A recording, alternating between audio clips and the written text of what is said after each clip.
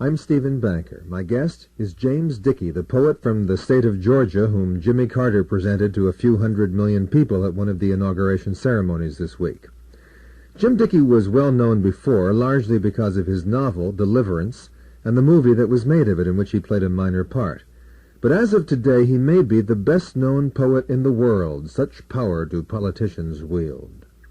But the lucky fact is that Dickey deserves it. He's not a particularly pleasant man in person. He's big, given to boasting. There's an undercurrent of violence in much of what he says. But he is also an enormously talented poet. When we talked a couple of weeks ago, his new book, The Zodiac, had recently come out.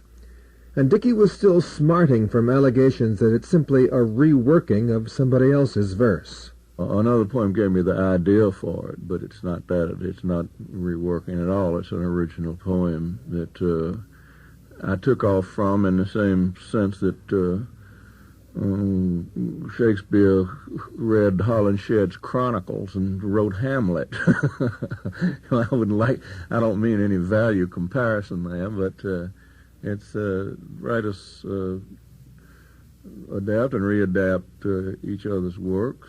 There's no living in a vacuum as far as being a writer is concerned. I think T.S. Eliot said, poor writers borrow, great writers steal. Well, yeah, he'd be a very good example of that. He's a great writer, and he sure did rifle the whole of the library to get his own effects, but they were what emerged were the poems of T.S. Eliot, not the poems of Spencer or the poems of Shakespeare, Marlowe, Webster, Laforgue, whoever else he used. In any case, this poem of yours, which is a book-length poem called Zodiac, is based, or the original impetus came from a Dutch poet named Marsman. Is that right? Yes, Hendrik Marsman. Yeah. If Mr. Marsman saw this product of yours, he wouldn't recognize it. He would never recognize what I did with it. No. And if you had not brought up the subject of Marsman, I doubt if there's any critic around who would have ever seen the connection. No, they wouldn't. But the main reason I did bring it up is that I want the poem that I wrote to be a kind of an homage to Hendrik Marsman, who was killed on a refugee ship in 1940. He was torpedoed, and he's a remarkable writer, although nothing whatever like I am. There's no similarity. Well, what was it about his original poem that intrigued you? The structure of it seemed to be amenable to the kind of work that I then wanted to do. It gave me it was a kind of, to change the metaphor, a kind of a springboard into which I leapt into my own work. Well, his notion was that he wanted to write the poem to end all poems, or what he might have called the great Dutch poem, or the great American novel, as we say here. No, he did. That's all something that I put into it. No. He just wrote a poem about a man and coming back home to Amsterdam and wandering around the town without meeting anybody he knows, and looking up at the stars and listening to the town clock peel off the hours and so on, and that's about all he wrote. But it seemed to me that the idea of a homecome man who is an alcoholic, there's not anything about being an alcoholic in Marsman's original at all. But I thought that the kind of poem, the long poem that I felt myself ready to write, would be very well served by all I can say is taken off from what it seemed to me that Marsman should have done, but since he's dead, never did do it, and would not have done it even if he hadn't died. It was up to me to do it, and I felt a very strong compulsion to write the Zodiac, and so I wrote the Zodiac. This is a man who is in desperate circumstances, who doesn't have a real niche in life, who feels that his days are coming to an end. He is an alcoholic, and you're working at least. He's penniless. He has not been a success at his career, which was that of sailor, I guess. And somehow the idea of the poet, anyway, of Jim Dickey the poet, is to tie in this series of failures with a cosmic system. Yeah, that's essentially right. That's my poet, who is not Marsman, nor the one in Marsman's original poem at all. He's nothing like that at all. But he represents so I had him be, the last-ditch stand, the ultimate back-to-the-wall stand of the creative artist who is trying to do everything that can be done to write the ultimate poem that will explain and relate the poor, mortal, doomed human body to the starry heavens and the solar system and the universe generally. He doesn't know anything about the stars. His father had made him an amateur astronomer, but he knows a little bit about telescopes. But he's not a mathematician or a physicist or anything. He's a poet, and so the way the stars work on my protagonist is strictly through his sensibility and how he feels about them. Not really what he knows about them at all in the scientific sense,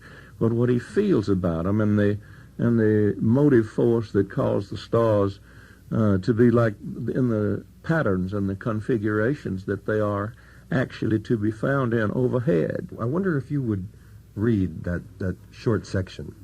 Well, no, I'll read you the end. Okay. The poet of the Zodiac will fail. He's going to die. He hadn't probably got very long to live. But the way he's treated himself all his life, he's a young guy, maybe 28 or 9, but he's boozed it up and dissipated so much, as so many poets do, and not only them. But he feels that if he can hold out, the poet has got to hold out and try to do this thing, no matter what happens to him. It's like a battle with all the forces of the creative cosmos. The engineer can't read the Zodiac, the scientist, the physicist, or even the astronomer. It takes the poet, because God himself, who set the starry firmament going as he did, is himself a poet. I don't know whether God is a mathematician or whether he's a physicist, a chemist, or a politician, or what he is. But one thing I do know that God is a poet, and it takes one to know one. And that's where he feels that his strong suit is. If he can just hold out. It doesn't make any difference if he dies. If it doesn't make any difference if he has delirium tremens or cirrhosis of the liver. His duty is to hold the imaginative fort against, no matter what it takes to hold against. Says, and whatever the subject is, stars, deserts, the ocean that he knows so well from years of sailing, says, and in the dark the sand begins to cry for living water that not a sun or star can kill, and for the splay camel prints that bring men, and the ocean with its enormous crooning begs for haunted sailors, for refugees putting back flesh on their ever-tumbling bones to man that fleet, for in its ships only the sea becomes the sea. O my own soul, put me in a solar boat. Come into one of these hands, bringing quietness and the rare belief that I can steer this strange craft to the morning land that sleeps in the universe on all horizons, and give this home-come man who listens in his room to the rush and flare of his father drawn at the speed of light to heaven through the wrong end of his telescope expanding the universe, the instrument, the tuning fork. He'll flick it with his bandless wedding finger, which at a time reveals the form of the time-loaded European music that poetry has never really found, undecipherable as God's bad heavenly sketches, involving fortress and flower, vine and wine and bone, and shall vibrate through the Western world so long as the hand can hold its island of blazing paper and bleed for its images, make what it can of what is, so long as the spirit hurls on space the star beasts of intellect and madness. That's very powerful stuff.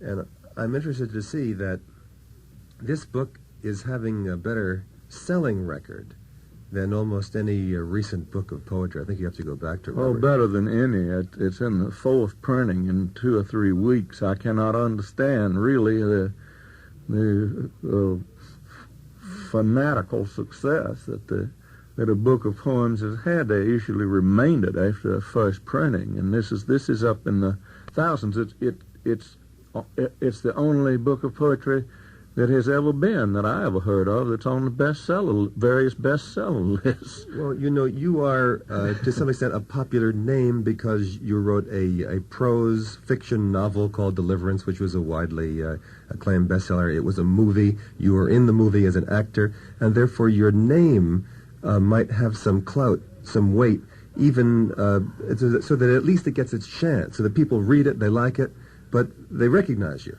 Well, perhaps that has something to do with it, but it doesn't explain the whole of the buying jag for the Zodiac. It doesn't. The fact that I had a best-selling novel and a prize film, and the fact that I give a lot of readings around the country, those things have something to do with it, and the fact that it has had such wide publicity has something to do with it, and the reviews are. Time and News, rather Newsweek and the New York Times, and then also, Jim, I think that the time is right for poetry. Poetry. I think it is too, and this is the book that breaks it. Even if it breaks it wide open for poetry, even if I did write it myself, and I'm very happy that this has happened to some poet in my generation. If it was another poet than myself, I would be just as enthusiastic as I am about my own poem. And then there's another aspect to it. People are curious about you, I think, to some extent because you come from the South, and this is the age of the South in the United States. Jimmy Carter has meant that. Well, yes, I think history is swinging in the direction of Southern leadership with the Jimmy Carter's election and with the enormous interest paid to things Southern, like Southern writers and Southern folkways and Southern cooking, and everybody wants to be a Southerner now. And you wrote a coffee table type book about the South, which was brought out by a relatively small publisher, but sold amazingly well. Oh yes, Jericho, it's called, subtitled "The South Beheld." Yes, people are just very, very much interested in the South. Everybody wants to visit the South. They like everything Southern these days. Good Lord, I never would have thought anything like this would happen in my time. Well, is the Southern writer a special breed? Oh, yes, indeed. But he's a breed only in the sense that he's a product of his environment and upbringing, in the sense that any writer who comes from any section of the country or indeed the world is a product of his environment and heritage and so on. What are the qualities of the Southern United States that make for literature and indeed for criticism? Because there are a lot of good critics who come from the South. Well, a couple of things. The criticism would be because of the older generation, the critics who have made such a tremendously powerful impact on literary values were classically trained people in the old school of Latin and Greek and so on, and they were brought up to believe that literary values are among the most important values that human beings can have. But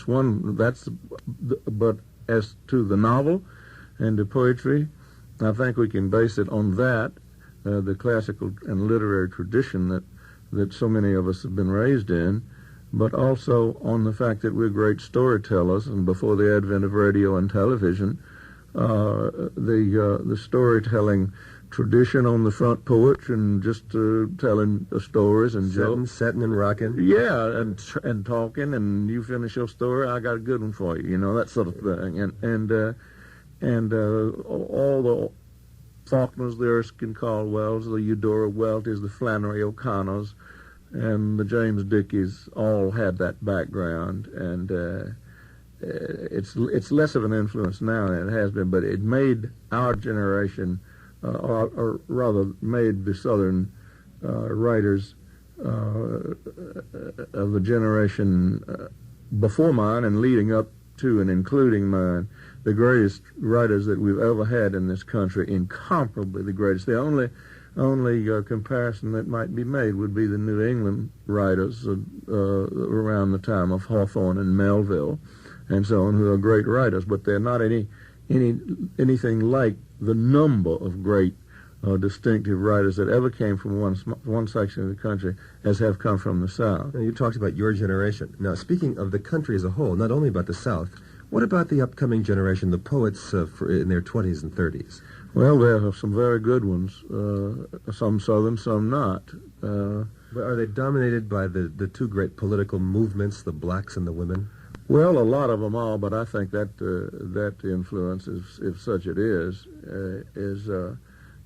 going to be relatively ephemeral, topical. You're not suggesting that blacks and women will stop writing poetry? No, they'll write poetry, but if they are going to make a contribution to the literature of our country, they're going to have to be poets first and axe grinders for a cause second. Well, can I argue with you for a minute? Yeah. If you're a vastly talented person and you want to grind your axe about something, it seems to me that what comes out will be interesting, talented stuff. It certainly will if you are talented, but that's what I would put the number one priority on. Most of the people who write protest poetry and so on are anything but talented.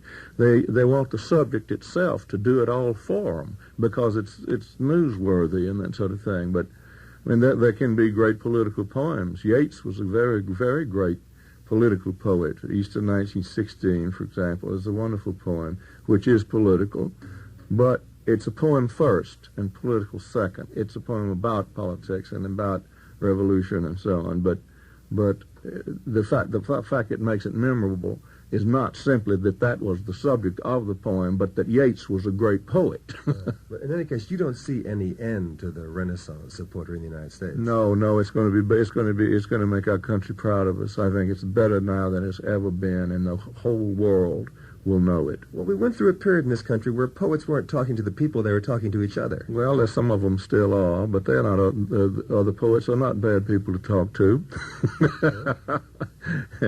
But they're talking to a lot more people than that now. Well, one thing that comes across, though, in talking to you and talking to other poets, is the politics of poetry. There's great competition among you. Well, there's competition among any people that are human beings, which most are in one way or another. In any field of endeavor, the poets are no less cutthroat than bankers or advertising men or something. They're just fighting for a lot smaller stakes. I sometimes think that American poets are like crabs in a bucket. One of them climbs up the inner wall of the inside of the bucket a little bit, and all the others conspire to drag him back down. But there's a lot of that. But it's true in any field. It's no more true of poetry than it is in anything else. It seems to me, as one reads your poetry, it's very easy to see an evolution in your style. At one point in your history, you came across what I would call your poetic line, a line that suited you and your diction. It's a much longer line than most poets today use. It's a longer line. Some of the lines are very long, but they're broken up. It's what I call the broken line or the line segment. So what you have is a basic unit of a long line, which is broken up by the expedient of spacing between the verbal fragments, the verbal parts, which then become fragments, so that you have the sense, both I hope you do, of the continuity of the long line, the integrality of, that's the word, integral nature of the long line, and the individual images and so on, rhythms of the short line, so that it's right. It's like what I hope the effect would be on the reader would be the feeling of reading a long line and a short line at the same time. Yeah. There is that. Yeah, tension, right. There's a long-lasting tension, but there's a kind of a jolt 3 or 4 jolts along the way. Yeah, that's what I was trying to get, the effect I was trying to get. Now, the proof of it is, I couldn't say whether it works as I so eloquently say about the poem. No, that would have to be said for me. Now, can I say something about the inauguration? Well, all I know about the inauguration is that President-elect Carter would wish me to come and read a poem at one of the inauguration ceremonies. There will be several of those, I believe. Have you decided which one? I have a new one called The Strength of Fields. Robert Frost read at the 1960 inaugural for Jack Kennedy, and that became a very important historical event. Well, I think it is, but it'll be much more this time because of the attention being called to it. Much more publicity will be paid to it, and we'll do. If I can write the right poem, which I'm just about finished with, I think I've got something that will be adequate to the occasion. Could we have a taste, a soup song? No. No, that's for Jimmy to say. But if it will attract a lot of attention and have the poets of my generation read more than hitherto would have been possible or likely, and that's what I would really like to see happen. So you're a selfish person, but selfish for your whole group, Americans, Southerners, poets, writers? Yes, anything in the kingdom of the imagination, I'm for it. So James Dickey is ready for the recognition that comes with being a president's favorite poet. Adulation, money, power, why not? The time is right, he says, for poetry. This is Stephen Banker in Washington